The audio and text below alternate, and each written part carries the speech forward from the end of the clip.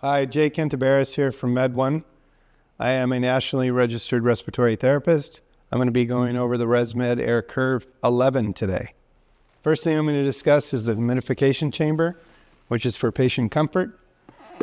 Open the chamber, make sure you use distilled water or sterile, and you want to just fill it just below the max line. So be mindful not to overfill it. If you do, you could be at risk of damaging the machine. Close until you hear the click. Grab the device, place it, push it in.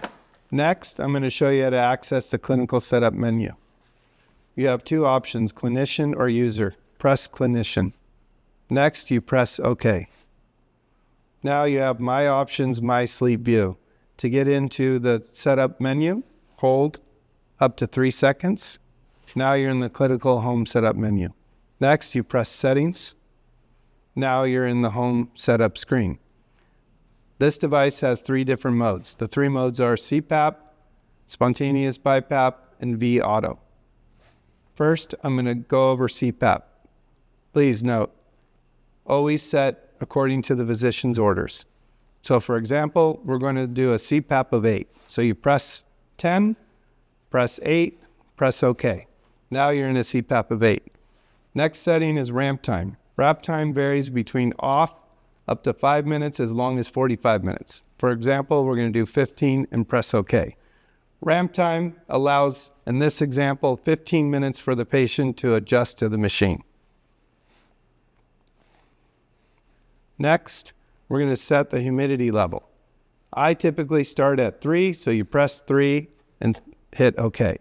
Based on the patient feedback, you could adjust accordingly. Next, the interface, the 3 different interfaces you have are pillows, full face, or nasal. Now, I'm going to go over the other 2 modes. The second mode is spontaneous, or other known as CPAP. So, again, based on the physician's orders, you set an IPAP and an EPAP.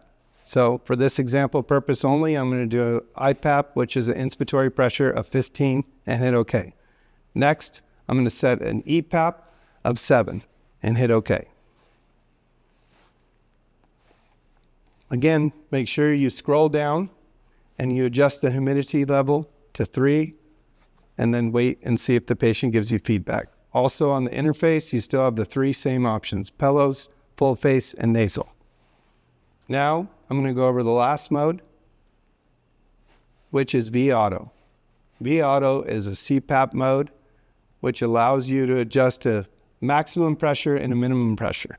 Remember, based on physician's orders is what you set the machine to. So the max pressure, as an example, I'll set as 22 and hit OK. The minimum EPAP pressure, I'll set as 7 and hit OK. Again, you need to scroll down and set the ramp time, humidity level,